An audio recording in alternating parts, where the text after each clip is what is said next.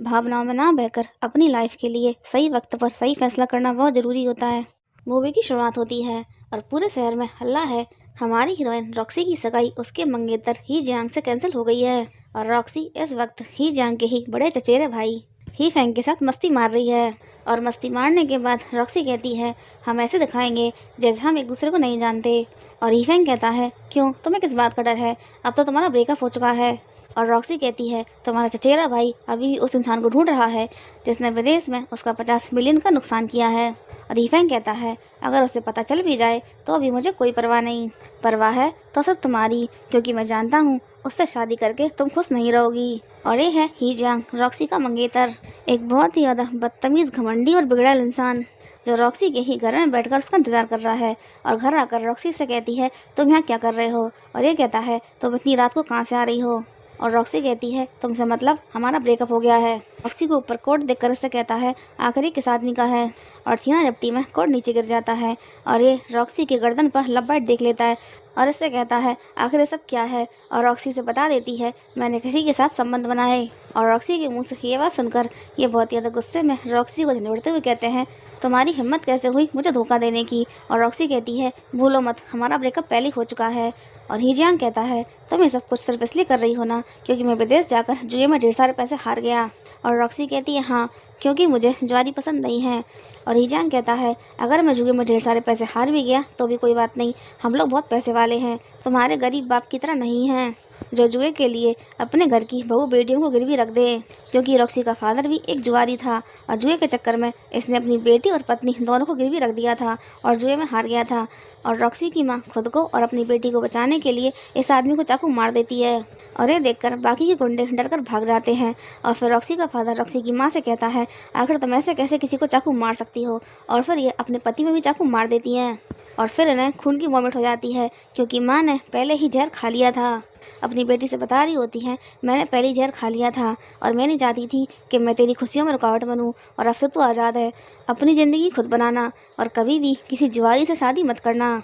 और बीते पलों को याद करके रॉक्सी से कहती है, बिल्कुल सही, और इस बात की क्या गारंटी है कि तुम हमेशा अमीर रहोगे। और घमंडी ही जियांग कहता है, तुम जैसी अनाथ लड़की से मेरे अलावा कोई भी शादी नहीं करेगा और अब तुम खुद मुझसे माफ़ी मांगकर शादी की भीख मांगोगी। और रॉक्सी एक बैंक में बैंक मैनेजर है और रॉक्सी के थ्रू कुछ अमीर लोगों ने बैंक में अपने पैसे जमा कराए थे और अब ये सब लोग तुरंत के तुरंत अभी अपने पैसे वापस मांग रहे थे क्योंकि ये सारे लोग ही जियांग के थ्रू ही रॉक्सी के कस्टमर बने थे और अब ही जियांग के कहने पर ही अपने पैसे निकाल रहे होते हैं। और ये सारा तमाशा ये दोनों यहाँ बैठकर देख रहे होते हैं और ही जियांग ही फैंग से ही कह रहा होता है, बस एक बार मुझे उस आदमी का पता चल जाए जो रॉक्सी के संग सोया, मैं उसे जान से मार दूंगा। और ही फैंग कहता है, तुम दोनों का पहले ब्रेकअप हो गया है तो ये सब क्यों कर रहे हो। और ही जियांग कहता है, वो बस मुझसे नाराज़ है क्योंकि मैं जुए में पैसे हार गया और उसको गरीब होने से बहुत डर लगता है और अभी तुम देखना 10 सेकंड के अंदर मुझसे हेल्प मांगने के लिए फ़ोन करेगी। और बहुत ही कॉन्फिडेंस के साथ गिनती गिनने लगता है, 1 2 3 4, और बार बार फ़ोन की तरफ देख रहा था लेकिन अभी तक रॉक्सी का फ़ोन नहीं आया था और ये इरिटेट हो रहा था क्योंकि गिनती ख़त्म होने वाली थी और 10 पर ही रॉक्सी का फ़ोन बज जाता है और ये अपनी जीत की खुशी मनाते हुए फ़ोन उठाता है। और इससे पहले ये कुछ बोलता, इसकी बात सुने बिना ही रॉक्सी से कह देती है, और तुम्हारे जितने भी लोग हैं उन सबको भी आज ही भेज दो, मैं सबके फॉर्म इकट्ठे भर दूंगी। और इतना बोलकर फ़ोन काट देती है और ये बुरी तरीके से खिंचा जाता है। और हीफेंग इससे कहता है, अब वो तुम्हारे साथ कोई भी संबंध नहीं रखना चाहती तो तुम उसके पीछे क्यों पड़े हो। और ये कहता है, वो अपनी करनी पर पछताएगी। और रॉक्सी को देखकर हीफेंग कहता है, तुम में सच में बड़ी ही हिम्मत है। और रॉक्सी अपने कस्टमर से कह रही होती है, मैंने आप लोगों के फॉर्म भर के जमा कर दिए हैं और इस प्रोसेस के 24 घंटे बाद ही आप लोगों को पैसे मिल पाएंगे। लेकिन इन लोगों को ही जियांग का मैसेज आ जाता है और ये लोग जिद कर रहे होते हैं, नहीं, हमें अभी अपने पैसे चाहिए। और रॉक्सी कहती है, हमारे प्रेसिडेंट अभी छुट्टी पर गए हैं और उनकी परमिशन के बिना मैं पैसे नहीं निकाल सकती, मुझे अधिकार नहीं है। और ये लोग कहते हैं, हमने सिर्फ और सिर्फ मिस्टर ही जियांग के कहने पर पैसे जमा करवाए थे, तुम हमारी उनसे बात करवा दो, यदि वो कहेंगे तो हम तुम्हारी बात मान लेंगे। और रॉक्सी की ये कलीग रॉक्सी को बिल्कुल पसंद नहीं करती और रॉक्सी से कहती है, तुम मिस्टर ही जियांग को फ़ोन करो और उनसे मिन्नतें करो, शायद वो तुम्हारी हेल्प कर दें। और ये लोग भी रॉक्सी को ऐसा ही करने के लिए बोल रहे होते हैं मगर रॉक्सी कहती है, मैं प्रेसिडेंट से बात करके अभी परमिशन ले लेती हूँ। और ये आदमी रॉक्सी को धक्का दे देता है और ही फैंग रॉक्सी को संभाल लेता है, इसे गिरने से बचा लेता है। और ये लोग ही फैंग को जानते हैं और इसे देखकर कहने लगते हैं, आप यहाँ क्या कर रहे हैं। और ही फैंग कहता है, मैंने भी पैसे निकालने के लिए फॉर्म भरा है और 24 घंटे का वेट कर रहा हूँ, तो क्या आप लोग लाइन में मेरे आगे आने की कोशिश कर रहे हैं।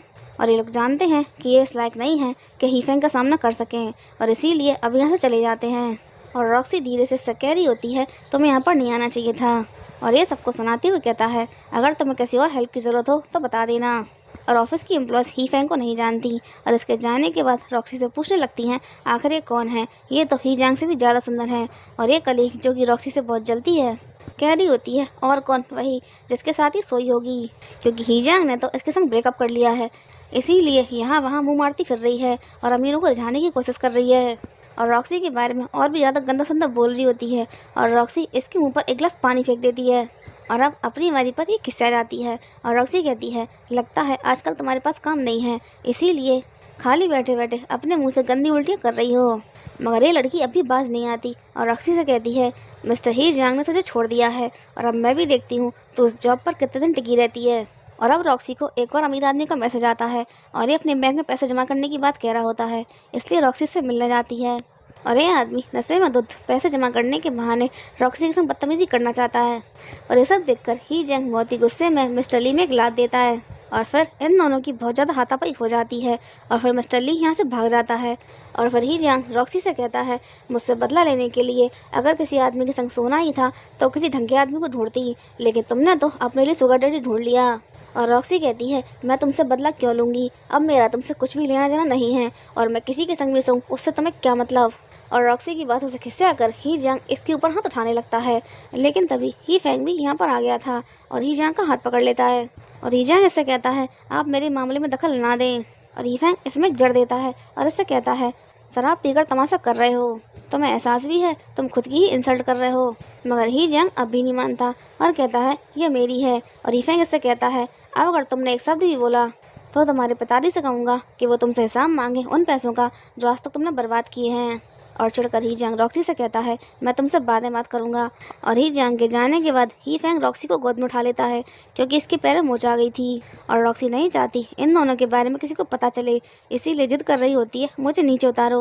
और हीफेंग इससे कहता है हीजांग अभी तक बाहर नहीं निकला होगा, चाहो तो उसके सामने हमारे रिश्ते के बारे में बता दूँ। और अब हीफेंग इसके पैरों में दवाई लगाते हुए उससे कह रहा होता है मैंने अभी अभी तुम्हारी हेल्प की इसलिए तुम मुझसे नाराज़ हो। और रॉक्सी कहती है तुम्हें तो आना ही नहीं चाहिए था। और हीफेंग कहता है तुम्हारा ब्रेकअप हो गया है तो फिर तुम किस बात से डर रही हो। और रॉक्सी कहती है आखिर मैं तुम्हारे लिए हुई क्या, बस तुम्हारा छोटा सा गंदा सा सीक्रेट। और रॉक्सी की ऐसी बातें सुनकर हीफेंग कहता है तुम ही हो जो सबसे छुपाना चाहती हो, मैं किसी से भी नहीं छुपाना चाहता, अगर तुम चाहो तो मैं अभी एक फ़ोन करके हमारे रिश्ते को पब्लिक कर सकता हूँ। और हीफेंग किसी को फ़ोन करने लगता है, लेकिन रॉक्सी जल्दी से उसको रोक रही होती है और जल्दबाजी में इन दोनों का एक्सीडेंटली किस हो जाता है। और रॉक्सी इससे दूर होना चाहती है मगर हीफेंग इसे खुद से दूर नहीं होने देगा और इससे कहता है आखिर तुम हीजांग से क्यों डर रही हो, मेरा बिजनेस उनके बिजनेस से ज़्यादा बड़ा है, हैंडसम भी हूँ और बिस्तर में भी उससे अच्छा हूँ। और इसकी ऐसी बातें सुनकर रोजी इससे कहती है मुझे लगा था कि तुम एक अच्छा इंसान हो। और लीफेंग इसके क्लोज जाकर कहता है मुझे सिर्फ तुम्हारे साथ ही गंदे काम करना पसंद है। और रॉक्सी इससे कहती है बस करो बहुत हो गया। और फिर रॉक्सी को हीजांग का फ़ोन आ जाता है और इससे कह रहा होता है तुम अभी तक घर क्यों नहीं आई, क्या उसी ली के साथ हो। और रॉक्सी इससे फिर से एक ही बात कहती है हमारा ब्रेकअप हो गया है, तुम्हें क्या मतलब। और हीजांग कहता है भूलो मत तुम एक अनाथ हो और वो सिर्फ तुम्हारा फ़ायदा उठा रहा है। और मिस्टर ली का नाम लेकर रॉक्सी से बहुत ही ज़्यादा गंदी और बहुत ही घटिया लैंग्वेज में बात कर रहा होता है, जैसे बहुत ही गंदी बातें बोल रहा होता है। और रॉक्सी इससे कह देती है हाँ तुम सच कह रहे हो और हिम्मत है तो मुझे ढूंढ लो। और हीफेंग भी जानबूझकर धीरे से कुछ बोलता है और रॉक्सी के यहाँ से फ़ोन लेकर साइड में रख देता है। और हीजांग ने आदमी की आवाज़ सुन ली थी इसीलिए बौखला रहा होता है और कह रहा होता है आखिर उस आदमी की आवाज़ भाई जैसी क्यों लग रही थी। और तभी इसे फ़ोटो के साथ किसी का मैसेज आ जाता है कि तुम्हारी मंगेतर तुम्हारे ही भाई के साथ है।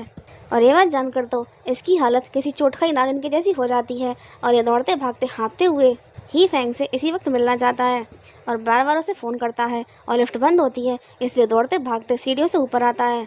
और यहाँ पर हीफेंग रॉक्सी के संग कुछ ज़्यादा ही मस्त हो रहा था और बार बार फ़ोन बजने की वजह से रॉक्सी से फ़ोन उठाने के लिए बोलती है, मगर ये फ़ोन उठाकर फ़ोन को स्विच ऑफ कर देता है। और बहुत ही ज़्यादा स्ट्रगल के बाद फाइनली हीफेंग के घर में आ जाता है और फ़ोटो दिखाकर हीफेंग से पूछता है ये सब क्या है। और हीफेंग कहता है उसके पैर में चोट लग गई थी और मैं उसे हॉस्पिटल ले गया तो इसमें क्या गलत है। और हीजांग कहता है अगर उसे चोट लगी थी तो उसे हॉस्पिटल में ले जाता, आपको सब कुछ करने की ज़रूरत नहीं थी। और ये कहता है तुम दोनों का ब्रेकअप हो गया है। और ये कहता है वो सिर्फ मुझसे नाराज़ है और वो मुझे कभी नहीं छोड़ेगी। भला उस जैसी अनाथ लड़की को मेरा जैसा लड़का कहाँ मिलेगा। और ईफेंग कहता है, भला तुम मुझसे ऐसे क्यों बात कर रहे हो जैसे तुमने मुझे उसके साथ पकड़ लिया हो। और ईजांग मन में कहता है, उसने कहा था कि वो किसी से मिलने जा रही है, यहाँ पर तो नहीं है, तो कहीं मिस्टर ली के पास तो नहीं चली गई। और फिर यहाँ से जाने लगता है और तभी इसे वॉशरूम में से किसी की आवाज़ आती है और ये कहता है, क्या घर में कोई और भी है। और ईफेंग कहता है, रास्ते पर एक आवारा पिल्ले की हेल्प करने की कोशिश की, इसीलिए उसे घर ले आया, लेकिन उसने मुझे ही काट लिया, शायद उसे काटना पसंद है। और ईजांग कहता है, आवारा कुत्तों से दूर ही रहना चाहिए क्योंकि वो कीटाणुओं से भरे होते हैं, अगर उनसे लगाव करेंगे तो नुकसान आपका ही होगा। और ईफेंग कहता है, चिंता मत करो, मेरी चमड़ी बहुत मोटी है, मुझ पर असर नहीं होगा और अब तुम यहाँ से जा सकते हो। और रॉक्सी यहीं पर कपड़ में छुपी हुई थी और ईफेंग रॉक्सी से कहता है, क्या मैं इतना ज़्यादा शर्मनाक हूँ कि तुम मेरे साथ किसी के भी सामने नहीं आना चाहती। मगर रॉक्सी इसे अभी भी सीरियसली नहीं लेती और अब रॉक्सी अपने काम पर आती है और ये लड़की फिर से रॉक्सी को बातें सुनाने लगती है, क्लाइंट के संग भी धोखा करती है और इसके बॉयफ्रेंड ने इसे किसी और के संग खुद पकड़ लिया क्योंकि ही जियांग बैंक में ही था और इससे कह रहा होता है, आखिर कल रात तुम किसके साथ थी। और रॉक्सी कहती है, हमारा ब्रेकअप हो गया है, तो ये जलन भरे प्रेमी का दिखावा करना बंद करो। और ईजांग कहता है, मैं जुए में पैसे हार गया, लेकिन वो मेरे पैसे थे, तुम्हारे नहीं, लेकिन तुमने इस बात का बहाना बनाकर मुझसे रिश्ता तोड़ा, लेकिन तुम तो पहले ही किसी और के साथ रिश्ता जोड़ चुकी थी। और बहुत ही शांत रहकर रॉक्सी कहती है, अगर तुम ऐसा सोचते हो तो ऐसा ही सही, और मेरे लिए बस वही आदमी मायने रखता है जिसके पास पैसा हो, और तुम्हें जुआ खेलने का बहुत ज़्यादा शौक है, और अगर शादी के बाद तुम हमारा घर भी जुए में हार गए तो मैं क्या करूँगी। और ईजांग कहता है, अच्छा मैं भी देखता हूँ आज इस बैंक में कौन पैसे जमा करता है। और रॉक्सी को परेशान करने के लिए और फ़ोन करके इन लोगों को बुला लेता है और ये लोग फिर से अपना पैसा मांग रहे होते हैं। और इस लड़की का नाम है नीना और ये बैंक की वाइस प्रेसिडेंट है। और ये रॉक्सी से कह रही होती है, प्रेसिडेंट इस वक्त छुट्टी पर है और $300 मिलियन का भुगतान बैंक अचानक से नहीं कर सकती, इसीलिए अच्छा यही होगा कि तुम अपने बॉयफ्रेंड से सुलह कर लो और सारी प्रॉब्लम सॉल्व हो जाएगी। और ये लोग भी रॉक्सी को ऐसा ही करने के लिए बोल रहे थे, लेकिन रॉक्सी किसी की बातों में नहीं आती और इन लोगों से कह देती है, मैं नौकरी छोड़ रही हूँ। और रॉक्सी के मुंह से ये बात सुनकर ये आप से बाहर हो जाता है और इससे कहने लगता है, नौकरी छोड़ने की बजाय तुम उस इंसान से हेल्प क्यों नहीं मांगती जिसके साथ तुम सोती हो, या फिर वो इस लायक है ही नहीं कि तुम्हारी हेल्प कर सके, और तुमने उसका इस्तेमाल सिर्फ और सिर्फ मुझसे ब्रेकअप करने के लिए किया है, तुम सच में घटिया वैश्या हो। और ईजांग के मुंह से इतनी घटिया बात सुनने के बाद भी रॉक्सी शांत रहती है और इससे कहती है, ठीक है, अगर मैं एक वैश्या भी हूँ तो अभी तुम्हारे लिए उपलब्ध नहीं हूँ। और ईजांग कहता है, तुम्हें बहुत अकड़ है ना, मैं भी देखता हूँ इस पूरे शहर में तुम्हें नौकरी कौन देता है। और तभी बैंक में दौड़ते भागते बहुत सारे लोग आ जाते हैं जिनके पास नोटों से भरे सूटकेस होते हैं और ये सभी लोग रॉक्सी के थ्रू ही बैंक में पैसे जमा करना चाहते हैं। और इतने सारे पैसे देखकर इन लोगों के मुँह फटे जाते हैं और आंखें बाहर आ जाती हैं। और इस आदमी को देखकर ही जियांग रॉक्सी से कहता है, तो यही है तुम्हारा शुगर डैडी जिसके दम पर तुम इतना छल रही हो। और ये आदमी कहता है, मैं मिस रॉक्सी के लायक नहीं हूँ, ये सारा पैसा तो मेरे बॉस ने जमा करने के लिए दिया है। और ईजांग इससे बॉस का नाम पूछता है और ये कहता है, तुम्हारी औकात नहीं है कि तुम उनका नाम जानो। और घमंड में चूर हीजांग कहता है, इस पूरे शहर में ही परिवार से कोई पंगा लेने की हिम्मत नहीं कर सकता और तुम्हारी बात के लिए तुम और तुम्हारा बॉस दोनों पछताएंगे। और तभी इसे इसके फादर का फ़ोन आ जाता है और इसके ऊपर चिल्ला रहे होते हैं, नालायक तुझे कोई काम नहीं है जो हंगामा करने के लिए बैंक पहुंच गया, और अब जितनी जल्दी हो सके घर आकर मुझसे मिल। और पैसे जमा होने के बाद रॉक्सी इस आदमी से इसके बॉस का नाम पूछती है और ये कहता है, आप उन्हें जानती हैं। और रॉक्सी समझ जाती है कि आखिर इतने पैसे किसने जमा कराए हैं और ये उस कस्टमर के घर आ जाती है और ही फैंग इसका हाथ पकड़ के अंदर खींच लेता है और इससे पूछता है, तुम मुझे मिस करती हो। और ये इससे कहती है, तुम्हारे आगे पीछे ना जाने कितनी खूबसूरत लड़कियां घूमती रहती हैं, फिर तुम्हें मुझ में क्या पसंद है। और ये कहता है, सब कुछ, मुझे तुम्हारी हर एक चीज़ पसंद है, हर एक बात पसंद है, मगर तुमने अभी तक मेरे सवाल का जवाब नहीं दिया, क्या तुम मुझे मिस करती हो। और रॉक्सी इसके सवाल के जवाब में इसको किस करने लगती है और अभी दोनों बिस्तर में होते हैं। और ही जियांग घर आकर अपने फादर से कहता है, आपको पता है उसे कोई रईस आदमी सपोर्ट कर रहा है। और इसका फादर कहता है, मुझे इस बात से कोई मतलब नहीं है कि उसे कौन सपोर्ट कर रहा है, और वो एक अनाथ लड़की है जिसका कोई भी अच्छा फैमिली बैकग्राउंड नहीं है, और इसीलिए मुझे तो पहले भी तुम दोनों का साथ पसंद नहीं था।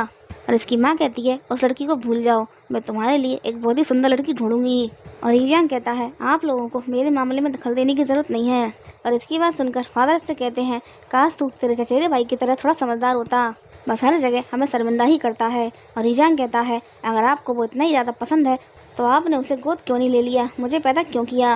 और ईजांग के मुँह से ऐसी बात सुनकर फादर बहुत ज़्यादा गुस्से में ग्लास तोड़ते हुए उसे गाली दे रहे होते हैं।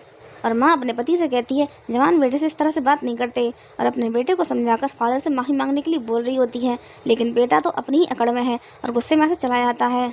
और फादर माँ से कहते हैं उस बदतमीज से कह दो आज के बाद यहाँ आने की ज़रूरत नहीं है, मैं उसकी शक्ल भी नहीं देखना चाहता। और अब ये रॉक्सी को फ़ोन लगाकर अपनी बातों फंसाना चाहता है और इसे कह रहा होता है जो कुछ हुआ उसे भूल जाओ, आज के बाद मैं कभी भी जुआ नहीं खेलूँगा और तुमसे झगड़ा भी नहीं करूँगा।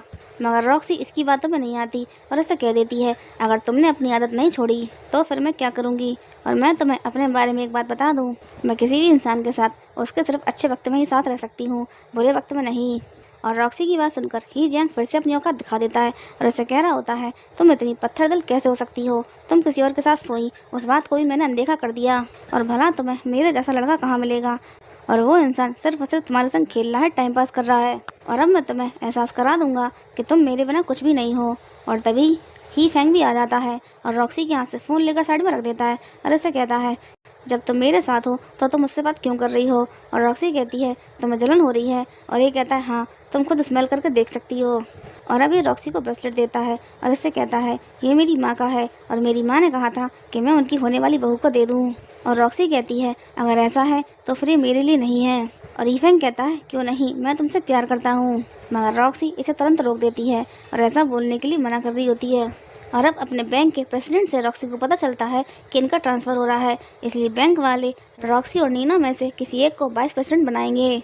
और प्रेसिडेंट ने कमेटी के सामने रॉक्सी का नाम रखा है और इसके काम की बहुत तारीफ़ की है, और इसके लिए रॉक्सी प्रेसिडेंट को थैंक यू बोल रही होती है। और जैसे ही प्रेसिडेंट के कैबिन से बाहर आती है ये लोग उसको पकड़ लेती हैं क्योंकि ही जैंग की नई गर्लफ्रेंड नीना है और नीना का बॉयफ्रेंड सबके लिए कॉफ़ी लेकर आया है। ओवरऑल ही जैंग नीना के थ्रू रॉक्सी को जलस करना चाहता है, लेकिन रॉक्सी जरा भी जलस नहीं होती और नीना से कहती है बधाई हो, अब तुम्हें किसी भी बूढ़े और अमीर के संग नहीं सोना पड़ेगा। और नीना से कहती है जरा अपनी तरफ देखो, तुम किसी की पत्नी बनने की बजाय किसी की रखेल बनना चाहती हो जो तुम्हारे साथ पब्लिक में भी नहीं आना चाहता। और रॉक्सी ही जैंग से कहती है इसे ये सब कुछ तुमने बोलने के लिए कहा है ना। और नीना कहती है तुम्हें ऐसा क्यों लगता है कि वो अभी तुम्हें दिलचस्पी रखते हैं, और अभी जैंग तुम्हें कभी वापस नहीं मिलेगा और तुम्हें अभी पता चल जाएगा। और जानबूझकर रॉक्सी के हाथ से अपनी पर कॉफ़ी गिर लेती है और ही जैंग के सामने ड्रामा करने लगती है कि रॉक्सी ने गिरी, मगर रॉक्सी कहाँ कम है, ही जैंग के सामने ही सारी कॉफ़ी इसके सर पर उड़ेल देती है। और ये देखकर ही जैंग मुस्कुरा रहा होता है और खिस्सा कर नीना रॉक्सी के ऊपर हाथ उठा देती है, मगर ही जैंग नीना का हाथ पकड़ लेता है और रॉक्सी से कहता है तुम ये बात क्यों नहीं मान लेती कि तुम्हें जलन हो रही है। और रॉक्सी से कहती है मेरे लिए पुराना रिश्ता ऐसा है जैसे कि सड़ा हुआ बदबूदार टमाटर। और रॉक्सी की बात से चढ़कर ही जैंग कहता है तुम पछताओगी। और बैंक की ये एम्प्लॉय रॉक्सी की साइड है और इसे रॉक्सी की फिक्र हो रही होती है और रॉक्सी इससे कहती है चिंता मत करो, मैं सब संभाल लूँगी। और तभी ही फैंग रॉक्सी को अपनी सेक्सी पिक्चर सेंड करता है और ये एम्प्लॉय भी देख लेती है और देख के तारीफ़ कर रही होती है। और अब रॉक्सी अपने केबिन में आती है जहाँ पर ही जैंग पहले से ही मौजूद था और उसे देखकर कह रही होती है तुम यहाँ क्यों आए। और ये कहता है क्या करूँ, तुम मेरे फ़ोन का जवाब ही नहीं दे रही थी। और रॉक्सी कहती है तुमने ऐसी पिक्चर क्यों भेजी। और ये कहता है क्यों, तुम्हें पसंद नहीं आई। और रॉक्सी का हाथ अपने दिल पर रखकर कहता है क्या करूँ, ये हर वक्त सिर्फ तुम्हारे बारे में सोचता है। और ही जैंग ने नीना को एक नई ड्रेस दिलवाई है और इस ड्रेस को पहनकर इतराते हुए ही जैंग को लुभाने के लिए कह रही होती है आप तो इतने अच्छे हैं कि कोई भी लड़की आपके ऊपर फिदा हो जाएगी। रॉक्सी तो बहुत बड़ी वाली बेवकूफ़ है जो आपसे ब्रेकअप कर लिया। और ही जैंग इसका हाथ पकड़ के खुद से दूर कर देता है और इसे कह रहा होता है भूलो मत, तुम्हारे मेरे भी सिर्फ लेन देन है, मैं तुम्हारी हेल्प करूँगा बैंक का प्रेसिडेंट बनने में और तुम मेरी हेल्प करोगी रॉक्सी के छुपे हुए आशिक को ढूंढने में। और अब ये किसी काम से ही फैंग को फ़ोन लगाता है, मगर ही फैंग तो बगल वाले केबिन में रॉक्सी के ही साथ था और ये बैंक में ही फैंग के फ़ोन की रिंगटोन सुन लेता है। और रॉक्सी ही फैंग को फ़ोन उठाने के लिए मना करती है क्योंकि ही जैंग बैंक में ही है। और ही जैंग रिंगटोन का पीछा करते हुए रॉक्सी के केबिन तक आ जाता है और रॉक्सी जल्दी से ही फैंग को टेबल के नीचे छुपा देती है। और ही जैंग रॉक्सी से कहता है ही फैंग कहाँ है। और रॉक्सी कहती है मुझे क्या पता, तुम्हारा भाई तुम जानो। और ही फैंग रॉक्सी को परेशान कर रहा होता है और रॉक्सी के एक्सप्रेशन देखकर ही जैंग कहता है वो तुम्हारी टेबल के नीचे है ना। और इससे पहले ही जैंग टेबल के नीचे देखता रॉक्सी इसके ऊपर चिल्लाते हुए खड़ी हो जाती है और इससे कहने लगती है मुझे नहीं पता था कि तुम मुझे पाने के लिए इतने ज़्यादा बेताब हो, एक काम करो अपने घुटनों पर बैठकर मुझसे माफ़ी मांगो और मुझसे विनती करो, शायद मैं तुम्हें माफ़ कर दूँ और तुम्हारे पास वापस आ जाऊँ। और इसकी बात सुनकर ही जैंग कहता है तुम मेरी अच्छाई का कुछ ज़्यादा ही फ़ायदा उठा रही हो और मैं तुम्हें एक बात बता दूँ, मेरे बिना तुम्हारा हाल बिल्कुल वैसा ही होगा जैसे तुम्हारी माँ का हुआ था, तुम्हें खुद को बेचना ना पड़ जाए। और इसकी बात सुनकर रॉक्सी कहती है, अगर खुद को बेचना ही पड़ा तो तुम्हें कभी नहीं बेचूंगी, अब तुम यहाँ से निकल जाओ। और नीना गेट के बाहर ही खड़ी थी और ही जंग इसके ऊपर चिल्लाकर इसको साइड होने के लिए बोलता है और इसकी इंसल्ट करके चला जाता है। और रॉक्सी इससे कहती है, दरवाज़ा लगा दो, और ये दरवाज़ा लगा देती है। और अब रॉक्सी हीफेंग को उठाती है और हीफेंग इससे कहता है, आखिर तुम्हें किस बात का डर है, आखिर तुम हमारे रिश्ते को पब्लिक क्यों नहीं करना चाहती। और रॉक्सी कहती है, हमारे बीच ऐसा क्या रिश्ता है जो हम पब्लिक करें। और इसकी बात सुनकर हीफेंग कहता है, क्या रिश्ता है, तो क्या तुम सिर्फ मुझे एक सेक्स टॉय की तरह अपने मज़े के लिए यूज़ करती हो। और धीरे से रॉक्सी कहती है, तुमने भी तो एंजॉय किया ना। और रॉक्सी की बातों से हर्ट होकर हीफेंग कहता है, अगर मुझे सिर्फ अपना बिस्तर ही गर्म करवाना होता तो उसके लिए बहुत लड़कियां हैं। और इतना बोलकर चला जाता है। और इसके जाने के बाद रॉक्सी ब्रेसलेट को हाथ में लेकर कह रही होती है, मैं किसी भी रिश्ते में जल्दबाजी नहीं करना चाहती, क्योंकि रॉक्सी और उसकी माँ के साथ उसके फादर ने जो कुछ किया था उसकी वजह से रॉक्सी किसी भी रिश्ते पर विश्वास नहीं कर पा रही थी। और इसे सैड देखकर इसका दोस्त कहता है, कल तक तो तुम बहुत खुश थे, आज क्या हुआ। और ये किसी और का नाम लेकर अपने मन की बात अपने दोस्त से कहता है और ऐसे कहता है, मेरा एक दोस्त है और वो एक लड़की को पसंद करता है और वो दोनों सब कुछ कर चुके हैं, मगर वो लड़की उन दोनों के रिश्ते को पब्लिक नहीं करना चाहती क्योंकि उसे डर है कि उसके पहले प्यार को पता चल जाएगा। आखिर इस सबका क्या मतलब है। और इसका दोस्त कहता है, इसका सीधा मतलब है कि उसके मन में अपने पहले प्रेमी के लिए प्यार है और सिर्फ रोमांस करने के लिए तुम्हारे दोस्त के साथ है। और हीफेंग कहता है, ऐसा नहीं है, उसका उसके पहले प्रेमी से रिश्ता खत्म हो चुका है। और इसका दोस्त कहता है, इसका मतलब ये है कि उसके पास और भी ऑप्शन है और तुम्हारा दोस्त उस लड़की के बड़े से तालाब में एक छोटी सी मछली है। और अपने दोस्त के मुंह से ये बात सुनकर हीफेंग बुरी तरह चिढ़ आता है और कहता है, वो इस तरह के इंसान नहीं है। और इसका दोस्त चौंक कर कहता है, तू तो मुझ पर ऐसा गुस्सा हो रहा है जैसे दोस्त की नहीं अपनी खुद की बात कर रहा हो। और अब यहाँ पर हीजांग आता है और हीफेंग को नीना को प्रेसिडेंट बनाने के लिए सिफारिश करने के लिए बोल रहा होता है, जिससे कि किसी भी हाल में रॉक्सी बैंक की प्रेसिडेंट ना बन पाए। और हीफेंग इससे कहता है, तुम हर समय रॉक्सी के बारे में सोचते रहते हो ना। और ये कहता है, उसका दीवाना कौन है, मैं तो बस ये जानना चाहता हूँ वो जिस व्यक्ति के साथ है आखिर वो कितना पावरफुल है, और यदि पावरफुल है तो फिर रॉक्सी को बैंक का प्रेसिडेंट बनाकर दिखाए। और इसकी बातें सुनकर हीफेंग का दोस्त इससे कहता है, जब तुम दोनों का ब्रेकअप हो गया है तो तुम्हें उसके पर्सनल मैटर से क्या मतलब। और ये कहता है, किसने कहा ब्रेकअप हो गया, वो अब भी मुझसे प्यार करती है, मुझे नीना के साथ देखकर उसको बहुत ही जलन हो रही थी। और इसका मतलब साफ है कि अब भी उसके मन में मेरे लिए फीलिंग्स हैं, बस वो मुझसे नाराज़ है और मैं उसे एहसास दिलाना चाहता हूँ कि मुझसे झगड़ा करके उसने कितनी बड़ी गलती की है। और अब हीफेंग यहाँ से जाने लगता है और हीजांग कहता है, आप कहाँ जा रहे हैं, आप मेरी हेल्प नहीं करेंगे। और हीफेंग इससे कहता है, मेरे फ़ोन आने का वेट करो। और अब हीफेंग बहुत ही ड्रंक होता है और रॉक्सी को फ़ोन करके बुलाता है। और रॉक्सी से कहती है, आखिर तुमने इतनी ज़्यादा क्यों पी ली, चलो मैं तुम्हें घर छोड़ देती हूँ। और ये कहता है, मुझे तुम्हारे ऊपर नहीं चिल्लाना चाहिए था, प्लीज़ मुझे माफ़ कर दो। और तुम हमारे रिश्ते को पब्लिक नहीं करना चाहती, कोई बात नहीं, हम ऐसे ही रहेंगे, लेकिन बस हमारे रिश्ते को एक नाम दे दो। और फिर बहुत ही ज़्यादा पॉजिटिव होकर रॉक्सी को किस करने लगता है। और ये जंग नशे में टल्ली होता है और हीफेंग का दोस्त इसको लेके आ रहा होता है और ये नशे में बड़बड़ा रहा होता है, वो मुझसे ही प्यार करती है, सिर्फ मेरी है, और दूसरे वाले को तो मैं जान से मार दूंगा। और तभी हीफेंग का दोस्त इन दोनों को साथ में कार में देख लेता है और ये देखकर चौंक जाता है और कहता है, हीफेंग लड़की के साथ है। और हीजंग कहता है, कहाँ पर। और हीफेंग का दोस्त इसके सर में जूता मारकर उसको सुला देता है और कहता है, हीफेंग, मैं हमारी दोस्ती के लिए सब कुछ देखकर अनदेखा कर दूंगा, लेकिन मैंने कभी नहीं सोचा था कि तू तेरे ही भाई की मंगेतर को चुरा लेगा।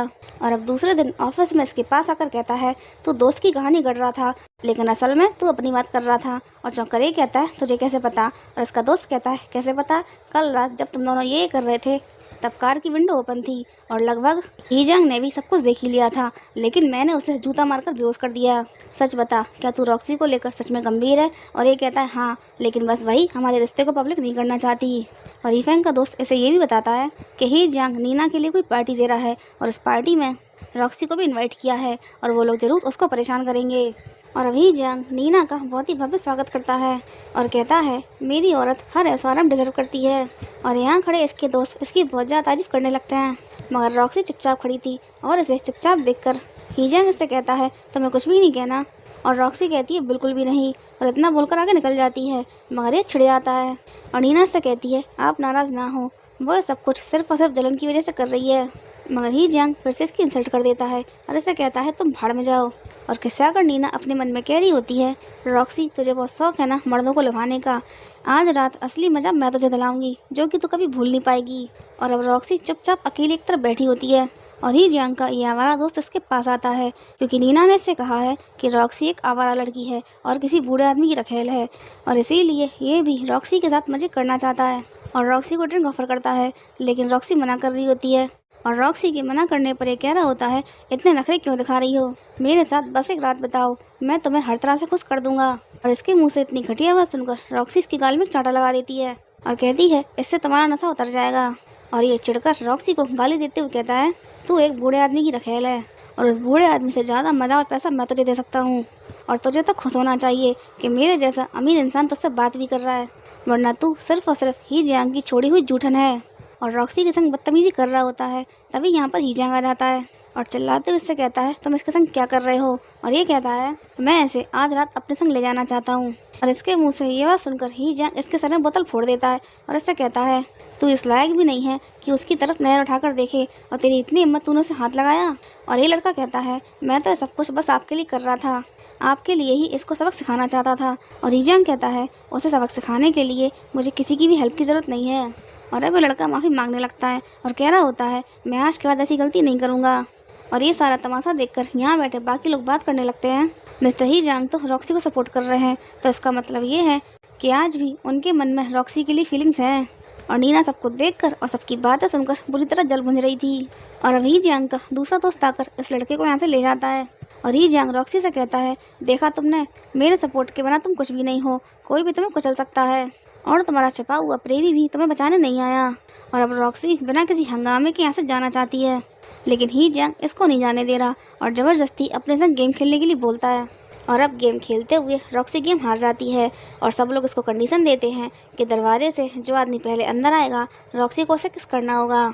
और जिनसी बहुत ज़्यादा खुश होती है क्योंकि इसकी प्लानिंग के हिसाब से एक बहुत ही बदसूरत वेटर गेट से अंदर आने वाला था, मगर उससे पहले ही फेंग अपने दोस्त के साथ यहाँ पर आ जाता है। और हीफेंग को देखकर ही जियांग कहता है, भाई आप यहाँ क्या कर रहे हैं। और हीफेंग कहता है, क्यों, मैं यहाँ पर नहीं आ सकता। और उनकी बातों से जिनसी को पता चलता है कि आखिर हीफेंग है कौन और कितना ज़्यादा रिच है। और हीफेंग कहता है, तुम सब लोग इस तरह से मुझे क्यों देख रहे हो। और ये लड़का कहता है, क्योंकि गेम हारने पर रॉक्सी को कंडीशन दी गई थी कि जो भी पहला इंसान दरवाजे से अंदर आएगा रॉक्सी उसे किस करेगी। और हीफेंग कहता है, अगर ऐसा है तो रॉक्सी को मुझे किस करना चाहिए। और ही जियांग रॉक्सी से कहता है, जो भी करना सोच समझ कर करना, क्योंकि मेरा भाई तुम्हारे लेवल से बहुत ऊपर है। मगर रॉक्सी इसे किस नहीं करती और उसके बदले में 3 वोट का शॉट इकट्ठे पी जाती है। और इसका दोस्त, जो कि सब कुछ जानता है, अपने दोस्त को चिढ़ाते हुए कह रहा होता है, उसने तुझे किस करने की बजाय 3 वोट का इकट्ठा पीना ज़्यादा पसंद किया। और अब हीफेंग और इसका दोस्त भी गेम में शामिल हो जाते हैं और इस बार हीफेंग गेम हार जाता है और इससे सवाल पूछे जाते हैं, हम सब की नज़रों में आप सिंगल हैं, लेकिन क्या आपकी कोई गर्लफ्रेंड है। और हीफेंग कह देता है, हाँ। और हीफेंग का जवाब सुनकर चौंकते हुए ही जियांग कहता है, तुम्हारी गर्लफ्रेंड है और तुमने मुझे क्यों नहीं बताया। और हीफेंग कहता है, भला मुझे अपनी गर्लफ्रेंड के बारे में तुम्हें क्यों बताना चाहिए। और जियांग कहता है, मैं बस इसलिए पूछ रहा था क्योंकि आज से पहले तुम्हारी कोई भी गर्लफ्रेंड नहीं रही। और इससे पूछने लगता है कि आखिर वो लड़की है कौन। और ये कह देता है, एक बार में एक ही सवाल पूछना था, ये दूसरा सवाल है। और अब रॉक्सी वॉशरूम का बहाना करके यहाँ से निकल जाती है और रॉक्सी के पीछे से ये भी बहाना करके निकल जाता है। और यहाँ आकर रॉक्सी से मैसेज कर रही होती है, आखिर तुम टेबल के नीचे से मुझे इतना परेशान क्यों कर रहे थे। और पीछे से ये जवाब देता है, मैं ऐसा क्यों ना करूँ। और फिर इससे कहता है, क्या मैं इतना ज़्यादा शर्मनाक हूँ कि मेरे संग खड़ा होने में तुम्हें शर्म आती है। और ये कहती है, मैं बस इतना चाहती हूँ जब हमारा रिश्ता टूटे तब तुम्हें किसी भी तरह की परेशानी ना हो। और ये कहता है, रॉक्सी मैं मजाक नहीं कर रहा, मैं तुम्हें लेकर सीरियस हूँ। और रॉक्सी कहती है, हम दोनों एक दूसरे को बस थोड़े दिनों से ही जानते हैं और मेरा और ही जियांग का रिश्ता तो 6 साल का था, फिर भी टूट गया। और हीफेंग कहता है, मैं उसके जैसा नहीं हूँ। और अब रॉक्सी कहती है, बहुत देर हो गई है, हमें वापस जाना चाहिए वरना उन्हें शक हो जाएगा। मगर हीफेंग तो अलग ही मूड में है और रॉक्सी को पकड़कर बहुत ही ज़्यादा पॉजेसिव होकर उसको किस करने लगता है। और काफ़ी देर हो गई थी, इसीलिए ही जियांग भी रॉक्सी को देखने के लिए आता है। और हीफेंग का दोस्त जानता है कि हीफेंग रॉक्सी के पीछे ही गया होगा, इसीलिए बात बनाकर ही जियांग को यहाँ से वापस ले आने लगता है। लेकिन तभी रॉक्सी के फ़ोन में लगा किचन नीचे गिर पड़ता है और किचन को देखकर ये समझ जाता है कि ऊपर रॉक्सी है और जल्दी से इसको ऊपर देखने जाता है। और रॉक्सी हीफेंग को लेकर यहाँ से भाग जाती है और हीफेंग इससे कहता है, आखिर तुम किससे इतना डर रही हो। और रॉक्सी कहती है, तुमने सबको जानबूझ के किया ना। और हीफेंग कहता है, क्योंकि मैं हमारा रिश्ता पब्लिक करना चाहता हूँ। और अब हीजंग इसे घेर लेता है और इसे कहता है तुम किसके साथ थी। और रॉक्सी से कहती है ताक झांक करना बंद करो और अपने काम से काम रखो। मगर ये आदत से मजबूर फिर से रॉक्सी के संग जबरदस्ती करने लगता है और रॉक्सी से बता देती है कि मैं हीफेंग के साथ थी। मूवी पार्ट 2 के लिए like and subscribe my channel. Thank you for watching.